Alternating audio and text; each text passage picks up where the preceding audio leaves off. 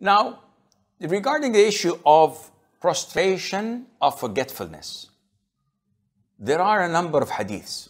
Abdullah ibn Buhayna, Abu Hurairah, Abu Sa'id al-Khudri, Abdullah ibn Mas'ud. 4 great companions narrated differently when it comes to prostration of forgetfulness. When should we offer prostration of forgetfulness? Scholars say when you add or miss an obligatory act, such as Allahu Akbar in ruku'. I didn't say Subhan Rabbil Azim. Instead I said Subhan Rabbil A'la, Subhan Rabbil A'la. Sami Allahu liman hamd. Oops, what did I do? I replaced Subhan Rabbil A'la with Subhan Rabbil Azim. So an obligatory act was changed, omitted, added. I have to offer prostration of forgetfulness. I forgot a pillar, but I remembered it during Salat. So I compensated and offered the pillars correctly. Obligatory and pillars. Sunnah, there is no prostration of forgetfulness. So I said, Allahu Akbar. Ooh, I forgot to raise my hands. No problem. Assalamu alaikum wa rahmatullah. Assalamu alaikum wa rahmatullah. Oops, I forgot to turn right and left. No problem. This is Sunnah. So what to do? If you look at the hadiths about forgetfulness prostration, you will find that in some hadiths, the Prophet ﷺ prostrated before salam. And in some hadiths, he prostrated after salam. So what should we do?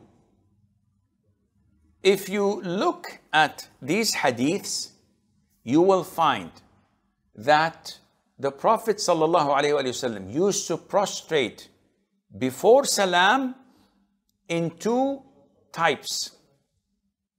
1, if he missed an obligatory act, which he cannot retract. 2, if he, that is the worshipper, was confused whether he prayed 3 or 4, whether he offered 1 sajda or 2 sajdas. So there is a confusion and he's not inclined to either one. So the hadith of omitting something that is mandatory, the Prophet once ﷺ prayed Dhuhr or Asr, and in the first tashahhud he did not sit down. He stood to the 3rd rak'ah. So there was an obligatory act omitted, which is the first tashahhud. Companion said, Subhanallah, Subhanallah.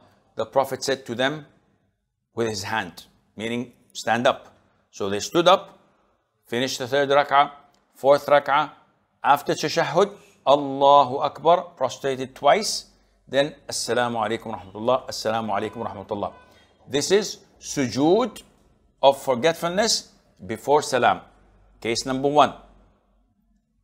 Case number 2, Hadith Abdullah ibn Mas'ud. The Prophet said, alayhi salatu wasalam, when one of you prays and he is confused whether it is 3 or 4 rak'ahs, then he should omit the doubt. So number 4 is doubtful, throw it away. And continue as if you prayed only 3, offer a 4th rak'ah, offer your tashahhud, salutation, and then offer 2 sujood as-sahw before salam. How many cases? 2. Omitting an obligatory act, you offer sujood before salam. Doubtful and you're confused, you offer sujood as-sahw before salam. Number 3 and number 4. If you added something to the prayer which is not part of it, or you are confused but inclined either to this or that, either to omitting or to adding, you're inclined, you have an inclination. In this case, after tashahhud, salutation, salam, you offer 2 sujood of sahw after the salam, and then you offer another salam. Can you give examples? I'll give you an example. Number 3, which is adding something to the prayer which is not part of it. Hadith of Abu Hurairah, may Allah be pleased with him. The Prophet ﷺ prayed Dhuhr or Asr once, 2 rak'ahs. And then he offered salam. And then he stood on the pulpit, crossing his fingers, putting his cheek on it, as if he was angered of something. Something was occupying his mind. The companions, Abu Bakr, Umar, nobody dared to speak. Those who come late immediately exited the masjid. Oh, alhamdulillah, it was shortened. And all of a sudden, a man stood up by the name of the one with the 2 hands. We all have 2 hands. No, this guy's hands were long, so he was nicknamed Dhul Yadayn, the one with the 2 hands. So he asked a specific question. He said, "O Prophet of Allah, has the prayer been shortened, meaning it's from Allah, or you forgot, meaning it's a human error?" So the Prophet said, "It was not shortened, and I did not forget." So the moment he rejected the concept of it being a revelation from Allah and that it was shortened, this leaves no room except for the second option, which is you forgot. So the man said, "In this case, you forgot, O Prophet of Allah." The Prophet looked at Abu Bakr and Umar. What is Dhul Yadayn saying? They said, "Yes, Prophet of Allah, you prayed only 2 rak'ahs." Without adding a word, the Prophet came down, faced the Qibla. They all stood up. Prayed the 3rd rak'ah. Prayed the 4th rak'ah. Offered tashahhud. Offered salutation. Offered salam. And then offered 2 sujood al-sahw. Then offered the salam. Why didn't the Prophet ﷺ offer sujood al-sahw before the salam? Didn't he omit? Like in the hadith, in scenario number 2, we've just mentioned? No. He did not omit.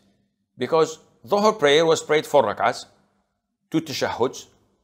But in between, he added a salam after the 2 rak'ahs. So this addition requires prostration or forgetfulness after.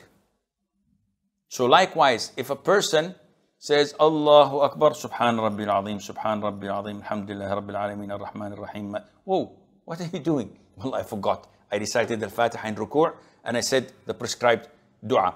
You've added something that is not part of it. You have to offer sujood al-sahw after salam.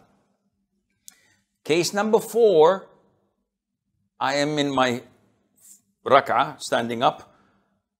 Is this 3rd or 4th rak'ah? Well, I think it's 4th, because usually I ask for the guidance to my children in my 3rd rak'ah, and I did this. I remember this. So this is definitely my, most likely 4 rak'ah. I complete my rak'ah, offer salam, offer 2 sujood of sahw, then offer salam. Because I'm inclined. Not like Hadith of Mas'ud, I'm confused, 3 or 4 totally. So whenever there is an inclination, this is how sujood al-sahw can be done before salam, and the cases that sujood al-sahw is done after as-salam. Wallahu azza wa jal a'lam, wa nisbatu al-ilmi ilayhi aslam, wa sallallahu wa sallam wa barak ala nabiyyina Muhammad wa ala alihi wa sahbihi ajma'in.